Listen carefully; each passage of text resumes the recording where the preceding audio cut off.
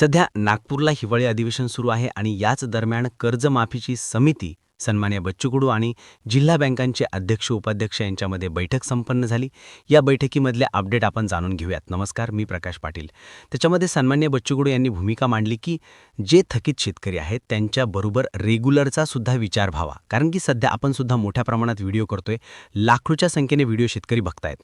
मग त्यातल्या कमेंट्समध्ये आपल्याला एक सूर दिसतो की आम्ही नियमित असणारे किंवा रेग्युलर असणारे आम्ही नेहमी कर्ज भरतो, आम्ही पाप केलं का?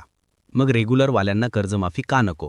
आता त्याच्यामध्ये कुठलंही सरकार काय करतं, 2017 असेल किंवा 2019 असेल किंवा 2009 असेल, याच्यामध्ये ते RBIच्या रूलप्रमाणे जातात की थकीदांना कर्जमाफी करता येणार नाही. परंतु राज्य सरकारने जर ठरवलं, कारण हे पैसे देणार हे राज्य सरकार असतं, राज्य सरकारने जर ठरवलं तर रेग्युलरवाल्यांची सुद्धा कर्जमाफी करता येते आणि रेग्युलरवाल्यांची सुद्धा कर्जमाफी करावी. थकीतांसह रेग्युलरवाले सुद्धा कर्जमाफीमध्ये गृहीत धरले जावेत आणि त्यांची सुद्धा कर्जमाफी करण्यात यावे. ही भूमिका कालच्या बैठकीमध्ये सन्मान्य बच्चू कडू यांनी मांडलेली. बैठकीचे फोटोग्राफ्स तुम्ही स्क्रीनवर बघत आहात. आपल्याला माहिती आहे की 30 जूनपूर्वी म्हणजेच एप्रिलच्या पहिल्या आठवड्यामध्ये या कर्जमाफी समितीला त्यांचा अहवाल सादर करायचा आहे आणि त्या ठिकाणी कालच्या ज्या बैठकीमध्ये कोणकोणत्या अटी शर्ती असतील, कोणकोणत्या अटींवर ही कर्जमाफी केल्या जाईल, त्यानंतर बँकांना सध्या काय अडचणी येत आहेत, कारण की सरकारनं न घोषणाच केली एक प्रकारची, समिती काम करते, त्याच्यामुळे शेतकऱ्यांनी कर्ज भरणं थांबवलेलं आहे, त्याच्यामुळे बँकांचे काय प्रॉब्लेम आहेत ते सुद्धा त्या बैठकीमध्ये त्याच्यावर सुद्धा डिस्कशन करण्यात आलं. त्यानंतर अधिकाधिक शेतकऱ्यांना लाभ कसा देता येईल याचा सुद्धा त्याच्यावर विचार करण्यात आला. त्यानंतर दुसरा मुद्दा म्हणजे प्रक्रिया पारदर्शक आणि वेगवान कशी होईल या संदर्भात सुद्धा चर्चा करण्यात आली.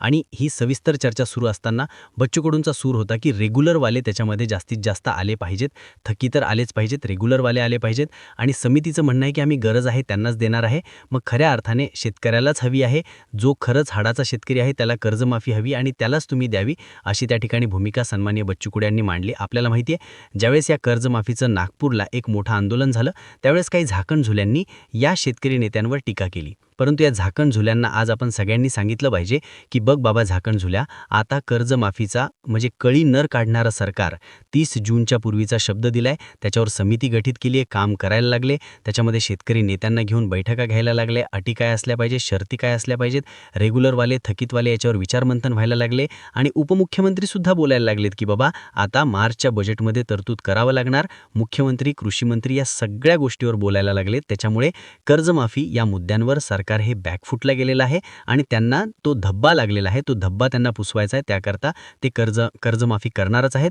परंतु या झाकणझुल्यांना विनाकारण स्वतःचे फॉलोअर वाढवण्यासाठी, फालतूची प्रसिद्धी मिळवण्यासाठी, फार स्वतःला एक गब्बर घोषित करण्यासाठी या शेतकरी नेत्यांवर तोंडसूक घेतलं आणि ह्याच्या तोंडसूक घेतल्यामुळे मध्यंतरी नाफेडमध्ये जे प्रॉब्लेम येत आहेत, CCIचे प्रॉब्लेम येत आहेत, शेतकऱ्यांना प्रॉब्लेम येत आहेत, याच्यामध्येही शेतकरी नेते जरा शांत झालेले आहेत. कारण की यांना माहिती आहे आपण आंदोलन करायला जा, चला अंगावर केसेस घ्या, भानगडी करा आणि मग नंतर अशी बदनामी सुद्धा घ्या अशा झाकणझुल्या लोकांकडनं. त्याच्यामुळं हे शेतकऱ्यांना याचा फटका बसतोय. आपल्याला चळवळी जिवंत कराव्या लागतील आणि विशेष म्हणजे तो झाकणझुल्या जो आहे त्या झाकणझुल्याला शेतकऱ्यांची लाखो रुपयाची फसवणूक केलेली आहे. त्या संदर्भातल्या रेकॉर्डिंग, अनेक व्हिडिओ सोशल मीडियावर व्हायरल झालेत. आता त्या झाकणझुल्यानं त्याच्यावर प्रतिक्रिया देणं गरजेची, पण तो त्याच्यावर प्रतिक्रिया देतच नाही. तो मोठमोठे नेते पकडतो, त्यांच्यावर बोलतो, फॉलोअर वाढवतो, एवढाच त्याचा काय तो धंदा आहे.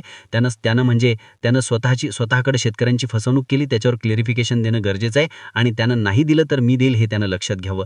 त्याच्यामुळे आंदोलन, मोर्चे, चळवळी, शेतकरी नेते, शेतकऱ्यांसाठी बोलणारे हे सगळे टिकले पाहिजेत, एक संघटित राहिले पाहिजेत, त्यांना बळ दिलं गेलं पाहिजे. या सगळ्या गोष्टी झाल्या पाहिजेत. दादाहो, कर्जमाफी घेतल्याशिवाय शेतकरी नेते असेल, मी असेल, आम्ही शांत बसणार नाही.